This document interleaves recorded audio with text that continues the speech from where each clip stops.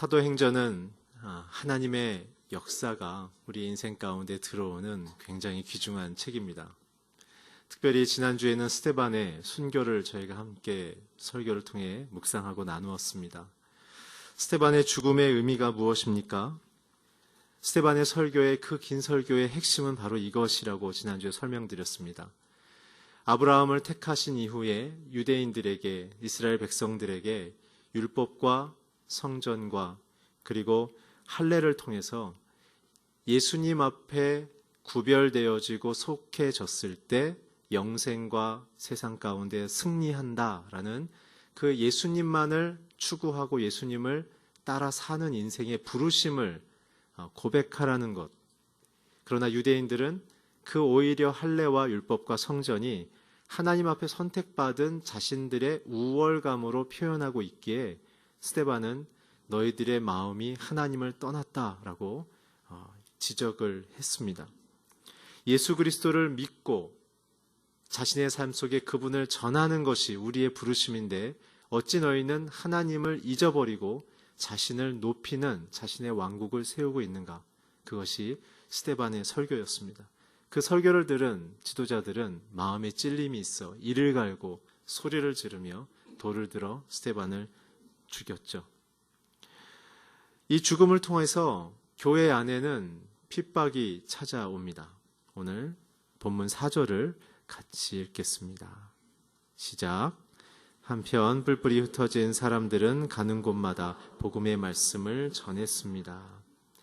오늘 저와 여러분에게 있어서 이 오늘 본문을 통해서 우리가 기억해야 될 것은 예수 그리스도를 믿음을 본이 되어준 스데반의 이 순교를 통해 우리는 우리의 삶의 문제의 역경을 이겨내고 통과해내고 정복하는 그러한 세상의 방식에 명백한 승리를 주장하는 하나님의 힘을 빌려 내 원하는 것을 추구하는 유대인과 같은 신앙을 고백하는 것이 아니라 때로는 주의 복음을 잘 믿어도 핍박이 올 수 있다.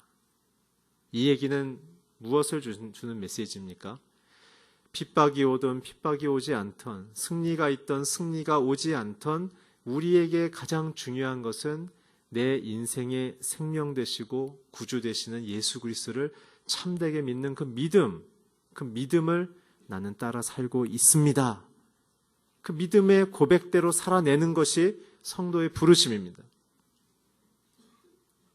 오늘 스데반의 죽음은 진정한 성도의 삶은 복음 때문에 세상을 변화시킬 수 있는 위대한 영향력도 갖지만 오히려 그 영향력 때문에 가난해지고 실패를 경험할 수도 있다. 그러나 그런 상황 속에서도 굴하지 않고 바람처럼 지나갈 그 상황 앞에 내 마음이 낙담하지 않고 내 인생의 구주 되시며 역사를 통치하시는 그 주님을 더 깊이 사랑하는 믿음의 확신과 결정을 따라 삽니다. 이것이 스데반이 우리에게 주는 믿음의 교훈인 것이죠. 오늘날 저와 여러분에게 있어서 가장 마음속에 신앙의 약함을 주는 그 병은 무엇이냐 하면 성령의 능력과 예수 그리스도의 생명만으로 살아가는 것이 아니라 내가 힘을 펼칠 수 있는 나의 조직과 내가 영향력을 줄 수 있는 시스템을 쫓아 살기 시작할 때 우리는 하나님을 잊어버리고 살기 시작합니다. 이제는 자신이 어떤 영향력을 세상에 줄 수 있을지를 고민하다 보니까 하나님 나를 도우소서라는 기도만 하고 있지 하나님은 내게 생명을 주셨기 때문에 감사합니다.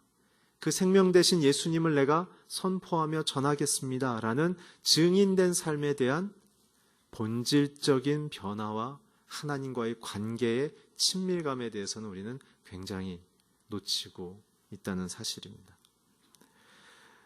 오늘 스데반의 죽음을 통해서 우리가 읽진 않았지만 앞부분 1, 2, 3절을 통해서 우리가 이 부분을 어떻게 해석해야 될 것인가?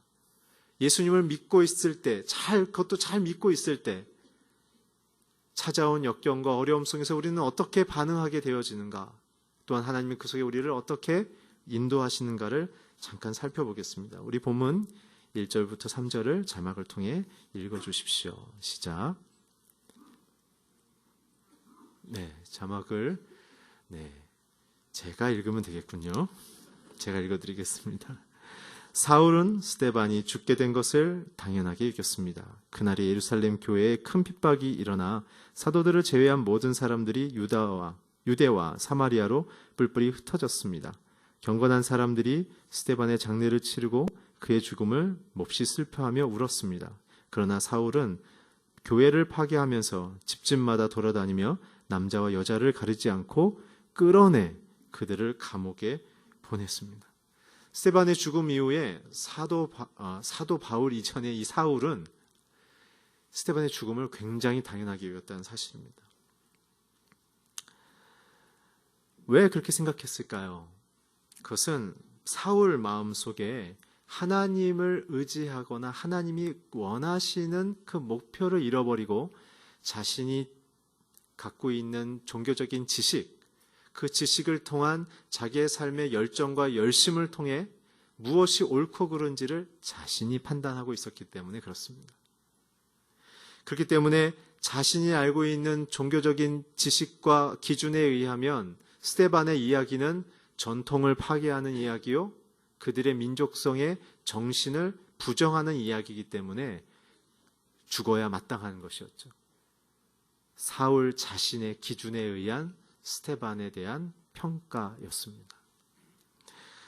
이 부분에 대하여 사울은 자신의 이 부분을 회고하는 장면을 갈라디아서 1장 13절에서 15절에 이 장면을 이렇게 회고하고 있습니다. 자막을 통해 함께 읽어주십시오. 시작.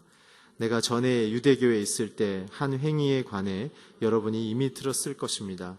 나는 하나님의 교회를 몹시 핍박했고 파괴하려고 했습니다. 나는 내 동족 가운데 나와 나이가 같은 또래의 많은 사람들보다 유대교를 믿는 데 앞장섰으며 내 조상들의 전통에 대해서도 매우 열성적이었습니다. 그러나 어머니 태에서부터 나를 따로 세우시고 은혜로 나를 부르신 하나님께서, 이 뒤에 쭉 반전의 이야기가 나옵니다. 사울은 자신을 세우신 하나님의 뜻 앞에 서기 이전에 자신이 경험하고 갖고 있는 이 조상들의 전통과 유대교라는 종교적인 지식 안에 확신 가운데 서 있었습니다. 그 속에서 성령이 펼치시는 사도행전적인 역사를 조망하고 있는 그의 마음의 심적 상태는 하나님의 아들 예수의 이름의 권능을 선포하는 스데반을 죽이는 것이 마땅하다고 생각했으며, 두 번째, 집집마다 들어가서 남녀들을 끌어내 감옥에 집어넣는 것입니다. 헬라 원어를 찾아보니까 이 끌어내 집어넣다라는 헬라어 단어의 뜻은 어떨 때 쓰냐면 야생 짐승을 잡아서, 그냥 원어의 뜻입니다. 갈기갈기 찢어 죽이고 그리고 짓밟다라는 뜻과 같은 거예요. 그러니까는 사울의 입장에서는 예수를 믿는 사람들을 인간으로도 보지 않았던 그런 태도를 보였던 것입니다. 저는 이 장면을 보면서 이런 생각을 했습니다. 저와 여러분도 하나님이 주신 목표와 그 약속의 말씀에 기초하지 않으면 나의 열심 속에 얼마든지 하나님의 뜻을 떠나 살 수도 있겠다는 생각입니다. 그것이 종교적인 신앙에 열심이 있으면 있을수록 우리는 그 속도를 가속화되어져서 하나님이 원래 걸으라고 하신 인생의 아름다운 궤도를 이탈할 가능성이 높습니다.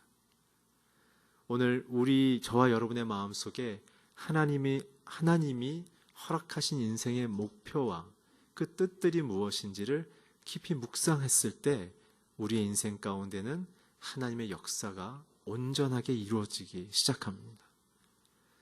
오늘 스데반처럼 고난 앞에서도 그의 얼굴이 하늘을 향했으며 보좌 앞에 서신 그리스도를 보았으며, 그리고 자기를 향하여 돌을 던지는 사람을 향하여 저들의 죄를 용서해달라는 화해와 연합의 그 기도를 했던 스데반의 그 심경, 그것은 과연 무엇이었겠습니까?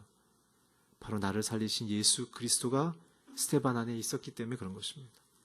사랑하는 성도 여러분, 저와 여러분의 마음속에 스데반과 같은 하나님의 뜻만을 귀중히 여겨서 그 뜻을 받아내 내가 살아내기를 소망하는 하나님 앞에 잠잠한 그분만을 고요히 기다리는 하나님의 귀한 성도의 인생을 살기를 주의 이름으로 축복합니다.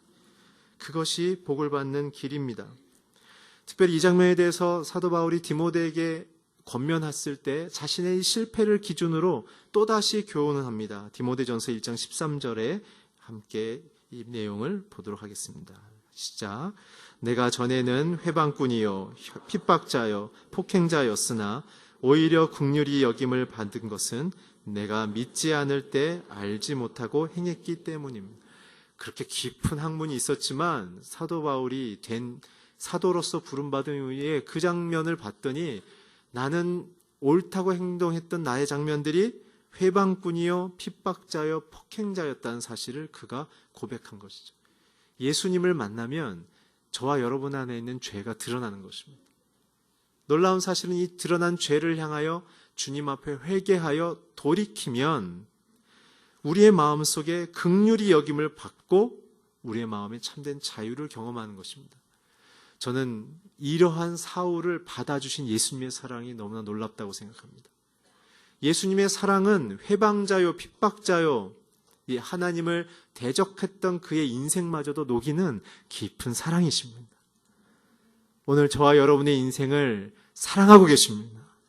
오늘 우리의 인생을 사울을 사랑하듯 우리를 더 깊이 사랑하셔서 우리의 인생이 저와 여러분의 인생에는 모든 허물과 죄악과 눈물과 후회와 한숨과 부끄러움들을 하나님께서 온전히 영광스러운 인생으로 바꾸기를 원하십니다.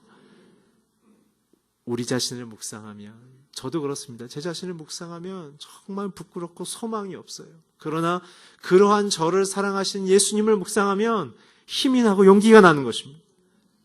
오늘 우리가 스데반처럼 눈을 들어 주를 보시기를 주의 이름으로 부탁드립니다. 그것입니다. 그래서 스데반은 자신의 목숨이 이해할 수 없는 죽음 가운데 버려진 것 같지만 그러나 그 사울에게는 참된 예수 그리스도가 누군지를 보게 하는 강력한 메시지가 됐던 것입니다. 때로는 우리의 수치와 저와 여러분의 부끄러움이 사람들 앞에 드러난다 할지라도 그러나 그 속에 우리가 하나님의 사랑에 연결만 돼 있다면 우리의 부끄러움마저도 사람들에게 그리스도가 누구이신지를 보이는 위대한 쓰임을 받는 인생이 되는 줄 믿으시기 바랍니다. 오늘 우리의 자신을 하나님은 온전히 기쁘게 쓰기 원하십니다. 첫 번째는 이런 사울이 있었습니다. 하나님을 적대했지만 이 스데반의 죽음, 핍박 속에서 하나님은 사울을 이제 위대한 복음 전도자로 바꾸는 첫 번째 출발자로 섰게 했다는 것이죠. 이런 핍박 속에 두 번째 사람은 이 핍박을 통해서 도망친 사마리아와 유대로 흩어진 보통의 성도들이었습니다. 여러분, 보통 이 설교를 하게 되면 핍박이 왔기 때문에 위대한 전도자로 사람들이 흩어진 것처럼 설교하지만 사실 내용은 이렇습니다. 개인들의 신앙은 너무나 하나님을 사랑하지만 그 제도적인 압박감과 두려움 때문에 다칠까 봐 가족들을 데리고 도망간 거예요. 근데 저는 그 부분이 너무 좋은 것 같아요. 너무 인간적인 것 같아요.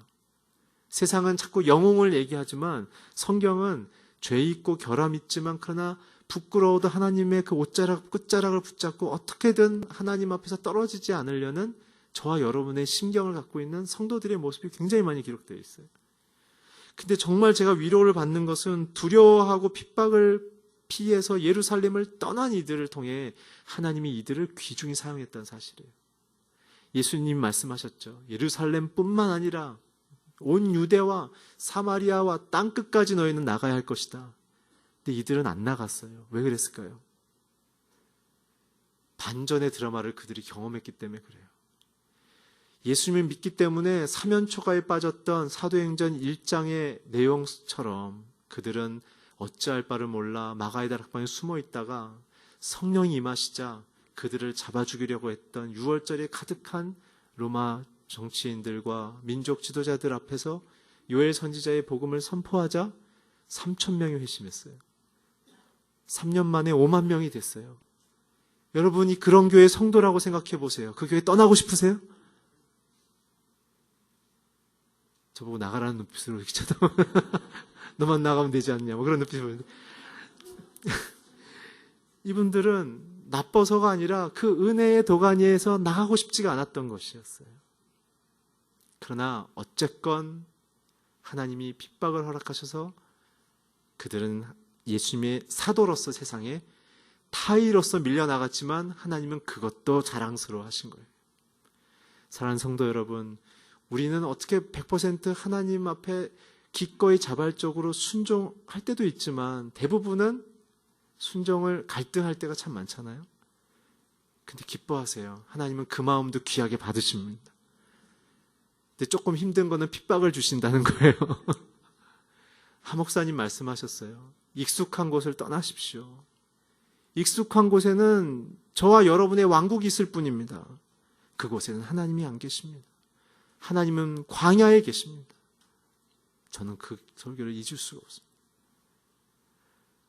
하나님은 우리를 세상 가운데 영광스러운 하나님의 사명자로 부르셨습니다. 그래서 세상에 희망을 주는 세상의 리더로 부르셨습니다. 우리가 그 자리에 서 있지 않으면 하나님은 억지로 등 미시는 거예요.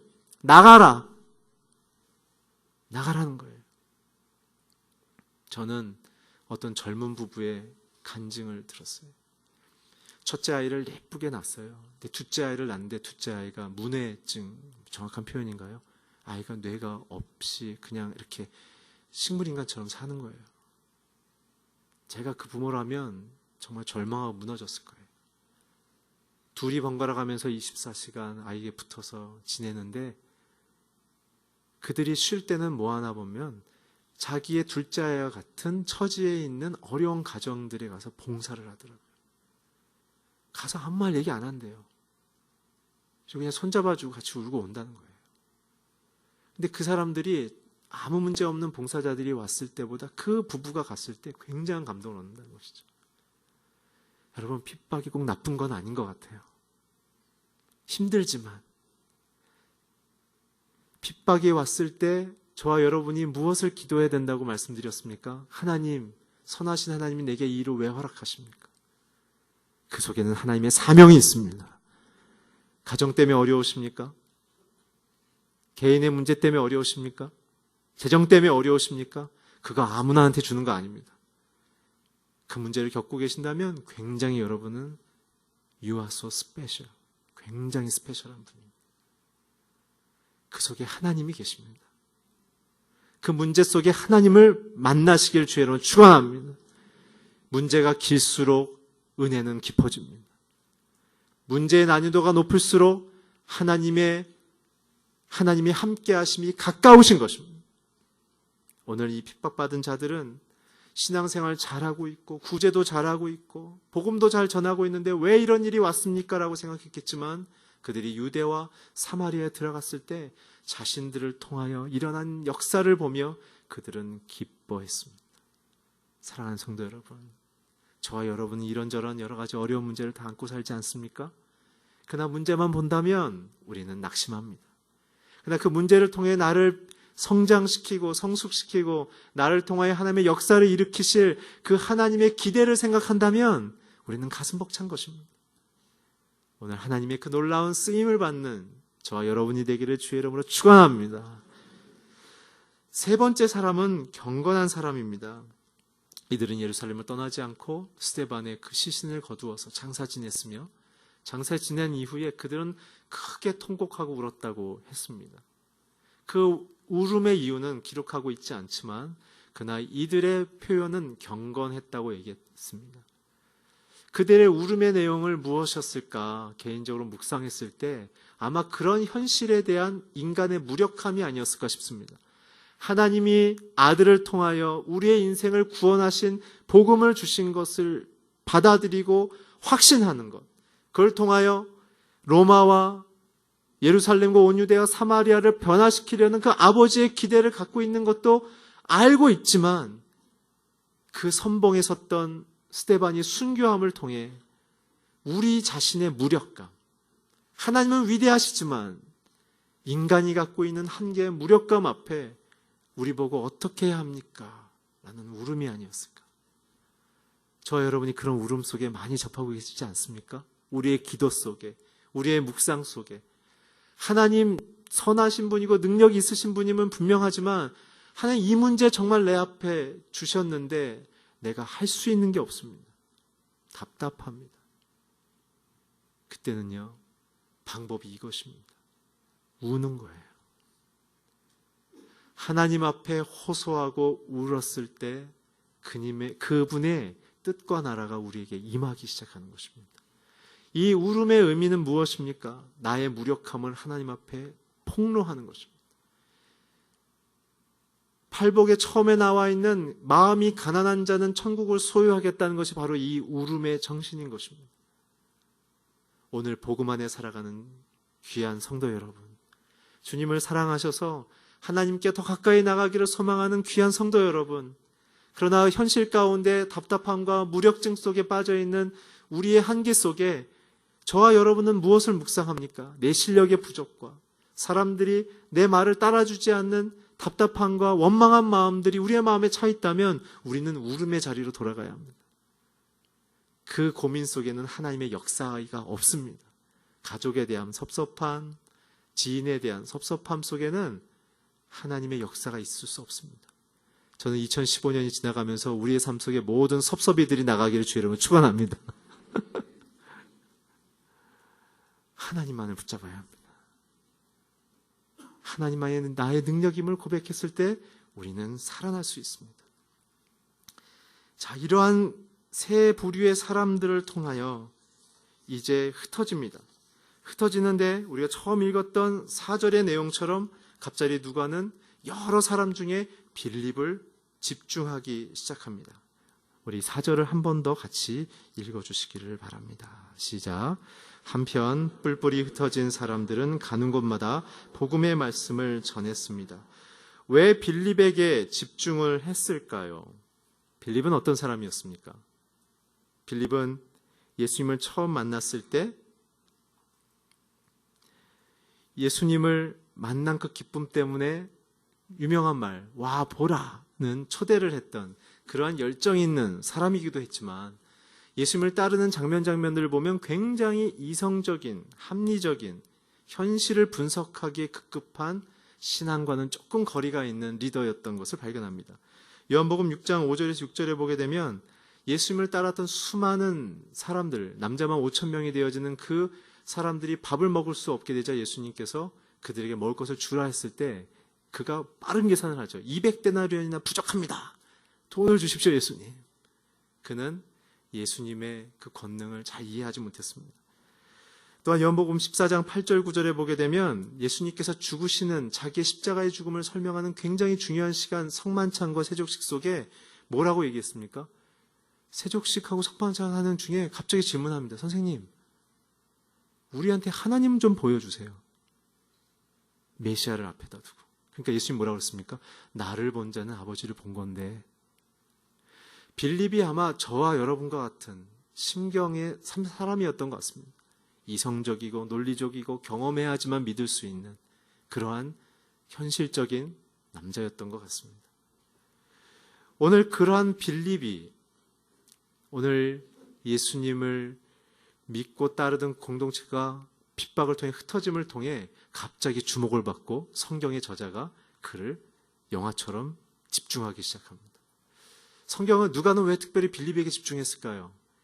이 8장 이후로부터 7장까지는 예루살렘 안에 있었던 복음의 폭발적인 역사였지만 7장 이후부터는 예루살렘 밖으로 나가는 복음의 폭발적인 역사인데 그 역사는 영웅들을 통해서 이루어지지 않았다는 메시지를 주려는 것입니다. 하나님은 위인을 통해 준비 잘 된 사람을 통해 가능성 있는 사람을 통해 일하지 않으십니다. 저와 같이 소망이 없고 부족하고 어디 가서 아무것도 할 수 없는 사람을 선택해서 하나님의 역사를 이루십니다. 그 부분을 통해 고린도후서 2장 14절에 17절에 이렇게 기록하고 있습니다. 우리 자막을 통해 함께 읽겠습니다. 시작. 그러나 우리도 그리스도 안에서 항상 승리하시고 우리를 통해 모든 그리스도를 아는 냄새를 나타낼 수 있게 하시는 하나님께 감사를 드립니다. 우리는 구원받은 사람에게나 멸망받은 사람에게나 하나님 앞에서 그리스도의 향기입니다. 그러나 어떤 사람에게는 죽음에 이르게 하는 죽음의 냄새가 나 어떤 사람에게는 생명에 이르게 하는 생명의 냄새가 납니다. 누가 이런 일들을 감당할 수 있겠습니까? 우리는 많은 사람들처럼 하나님의 말씀을 혼탁하게 하지 않고 오직 진실한 마음으로 하나님께서 보내신 사람 그리스도 안에서 하나님 앞에서 말하고 있습니다. 오늘 빌립을 주목한 이유는 빌립처럼 부족하고 참된 믿음 안에 거하지도 않고 변화가 심하고 자기 안에 명목상에 이러한 신앙 속에 살았던 사람들일지라도 하나님이 함께 하시면 하나님의 나라와 예수의 이름의 권능을 선포하게 된다는 사실입니다. 오늘 우리의 신앙에 고민을 좀 떨쳐보내야 됩니다. 무엇입니까? 저와 여러분의 생각 속에 이런 것이 있습니다. 사도행전과 같은 역사를 내 삶 속에 일으키려면 나 최소한 이 정도 학교 나와야 되는 거 아니야? 나 최소한 사회에서 이러한 직장 정도 갖고 있어야 되는 거 아니야? 나 최소한 이러한 돈 정도는 갖고 있어야 되는 거 아니야? 우리는 사회적인 통념으로 갖고 있는 기준이 충족됐을 때 하나님이 쓰신다는 생각을 은연중에 갖고 있다는 사실이죠.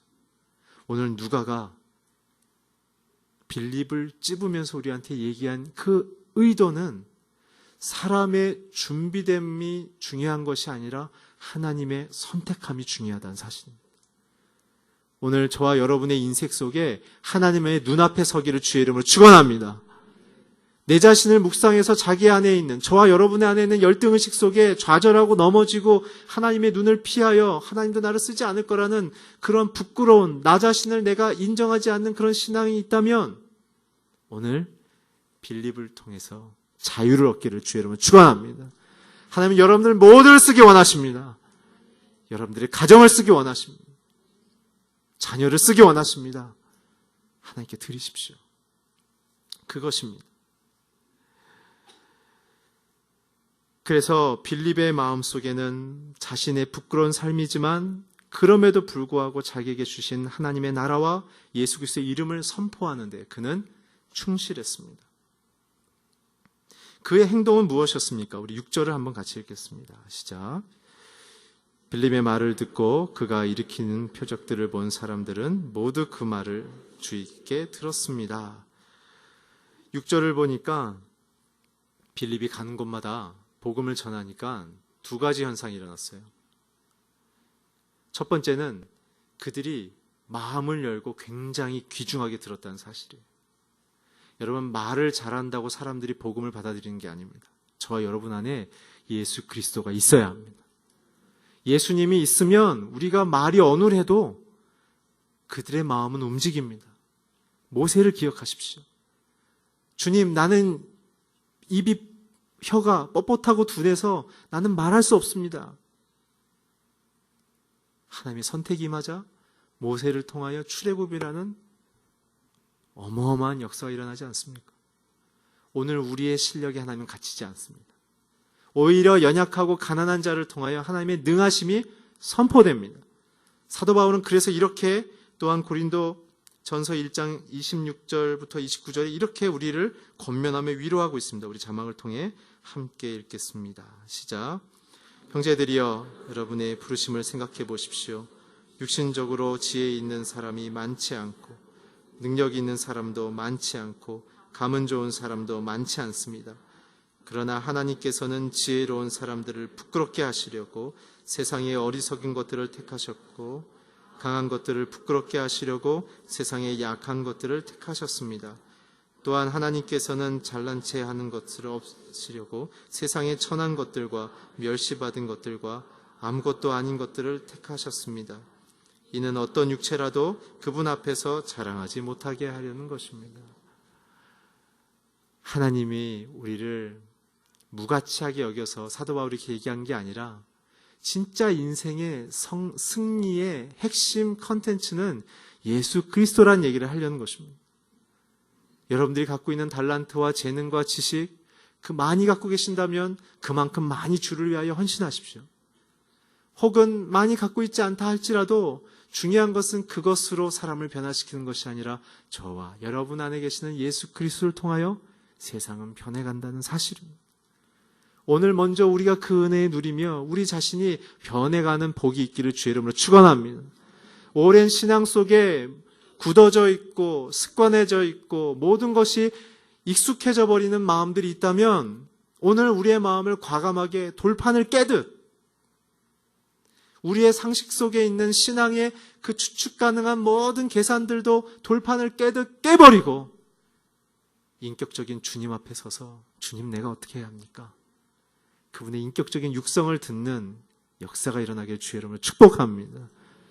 그것이 우리를 살리는 일입니다. 그래서 사마리아인들이 귀를 열고 들었던 것입니다. 두 번째는 무엇입니까? 연달아 7절을 읽겠습니다. 시작.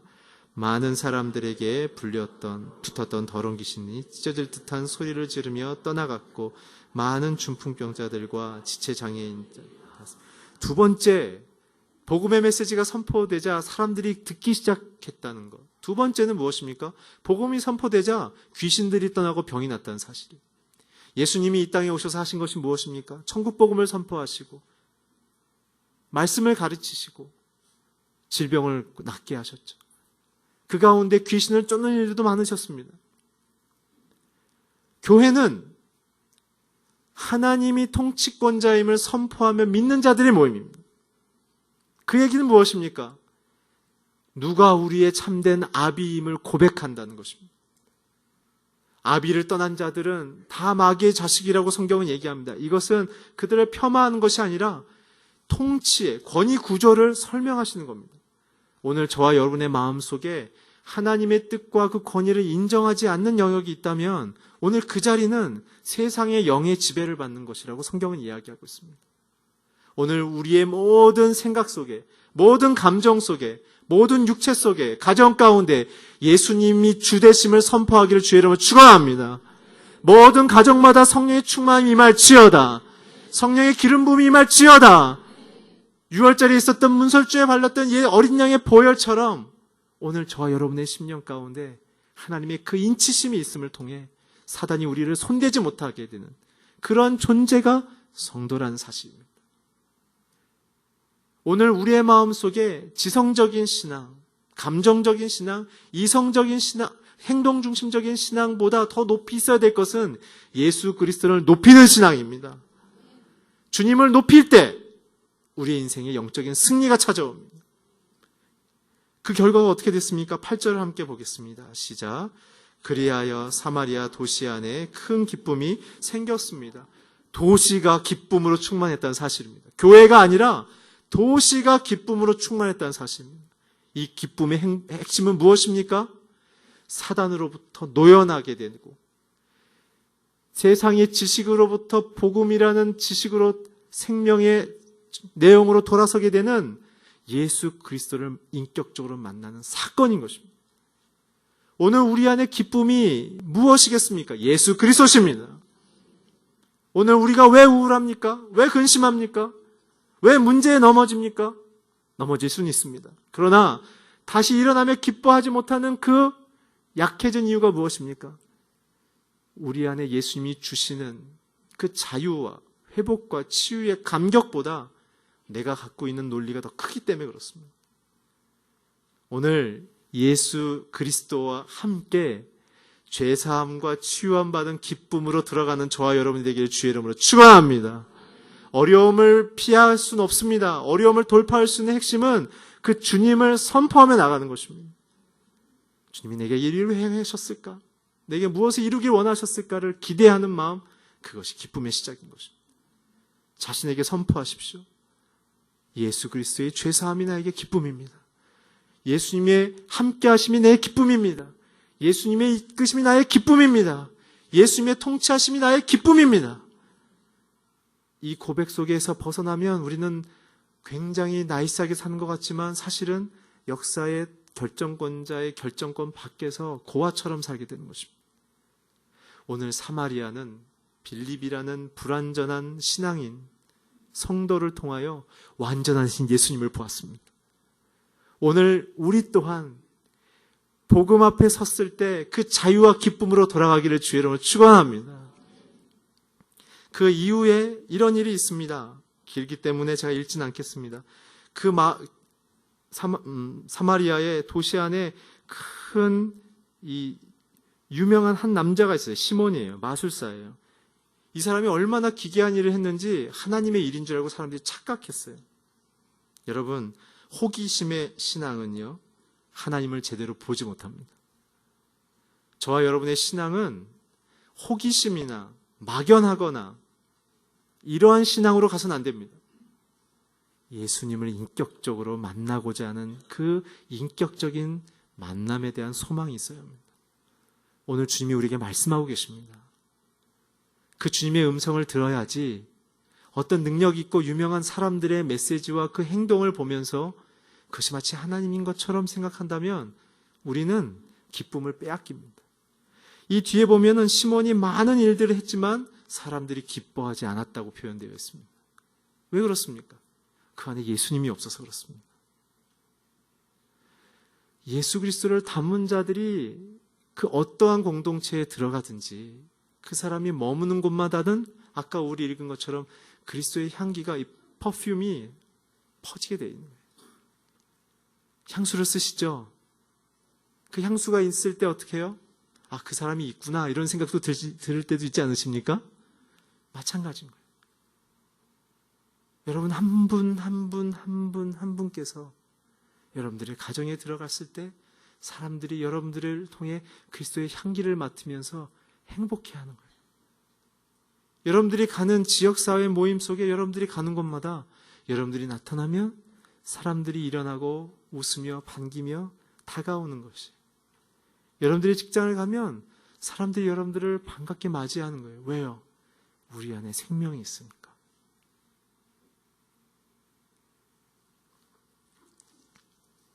시몬은 그러한 빌립의 집중됨을 굉장히 궁금해했고 그 능력을 얻고 싶어 했습니다. 그래서 예수님을 믿고 따라가려고 했던 것이죠.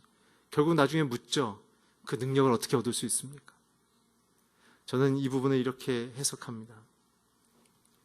저와 여러분의 신앙의 출발의 동기는 이런 게 저런 게 있을 수 있어요. 병 낫고 싶어서 예수 믿을 수도 있고요. 돈 잘 벌고 싶어서 예수 믿을 수도 있고요. 성공하고 싶어서 예수 믿을 수도 있어요.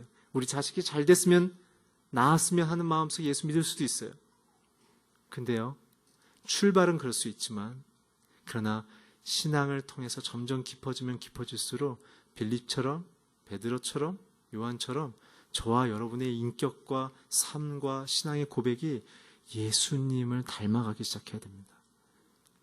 시작은 괜찮습니다. 어떤 동기도 괜찮습니다. 그러나 점점 깊어질수록 저와 여러분이 예수님을 깊이 닮아가고 있는가를 보셔야 합니다. 그게 사람들에게 기쁨을 줄 수 있고 내 안에도 기쁨을 가질 수 있는 핵심입니다. 오늘 저와 여러분의 큐티의 묵상 속에, 하나님 앞에서의 모든 일상 속에 그러한 하루하루를 살기를 날마다 소원할 때 그 은혜가 임하는 줄 믿습니다. 마지막으로 이후에 베드로와 요한이 와서 그들에게 안수하고 기도했을 때 성령이 임했습니다. 할렐루야. 분명한 메시지 하나입니다. 우리 모두에게는 오순절의 역사가 필요합니다. 예수 그리스도를 믿음으로 받아들이는 것이 벌써 성령께서 우리에게 다가오시고 함께 하시는 일이긴 하지만, 그러나 분명한 터닝 포인트가 필요합니다. 어떤 현상적인 걸 얘기하는 것이 아니라 예수님을 정말 나의 구주로 선포하며 내 삶의 모든 것 다해 주님을 사랑하며 섬기기로 결정하는 그 하나님과의 깊은 만남. 그 만남 속에 내 인생의 모든 것이 뒤집어지고, 그래서 그 주님을 더 높이고 사랑하기를 소망하는 그 기쁨이 내 안에 감격스러워지는 그 사건이 일어나야 됩니다. 그래서 예수님을 믿는 그 맛을 보셔야 돼요. 성경을 보면 꿀송이처럼 달아지는 그 경험을 하셔야 됩니다. 저도요, 예수님 처음 믿을 때는요, 마태복음 1장을 굉장히 좋아했어요. 금방 자니까. 굉장히 좋아했어요. 성경을 읽었는데 뭔 소리인지 하나도 모르겠는 거예요. 근데 굉장히 저한테는 큰 변화가, 제가 죄인인 걸 깨닫고 하나님 앞에 통회하고 자복하는 그 기도의 시간이 제게 있었어요. 서빙고에서 1990년, 제가 날짜도 기억해요. 날짜가 기억한 게 중요한 건 아닙니다만 제가 너무나 선명해서 그렇습니다. 밤새 철야했을 때 하나님이 제 마음속에 내가 너를 사랑한다는 음성이 들렸어요. 저는 굉장히 처음에 놀랐어요. 무서웠어요. 사랑한다는데 무서워. 왜 그랬냐면 제 안에는 죄가 드러나니까. 밤새 기도했습니다. 통곡하며 하나님 앞에 기도했습니다. 처음에는 부끄러움과 수치의 기도였지만 나중에는 그런 나를 받아주신 하나님을 향한 감사의 기도로 변화됐습니다. 그랬을 때 제 마음속에 해가 떠오르자 굉장한 자유와 평안이 임하기 시작했고, 그 다음부터는 성경을 보는 게 굉장한 달콤함이었어요. 하나님이 말씀하시는 게 제게는 굉장한 충격이었어요. 그리고 무엇을 하든 누구를 만나든 이젠 사람이 두렵지 않고 그 사람을 향한 하나님의 사랑이 내 마음속에 흘러넘치기 시작하자 필요 이상의 섬김과 기도와 관심이 사람들에게 가기 시작하더라고요. 사랑하는 성도 여러분, 오늘 사도행전을 8장을 보며 핍박 속에 흩어졌지만 그들이 자기 인생을 한탄하지 않고 오히려 사마리아와 유대에게 큰 기쁨을 준 그 작은 인생이지만 크게 쓰임받은 빌립처럼 오늘 저와 여러분의 인생이 작지만 하나님 앞에 선택되어졌을 때 놀라운 인생의 메시지로 세상에 울려 퍼지기를 주의 이름으로 축원합니다. 기도하겠습니다. 하나님, 예수 그리스도만을 사랑하게 하여 주시옵소서. 그 주님을 증거하며 선포하여 내 안에도 또한 세상에게도 기쁨을 선포하는 귀한 인생 되게 하여 주시옵소서. 예수 그리스도의 이름으로 기도했습니다.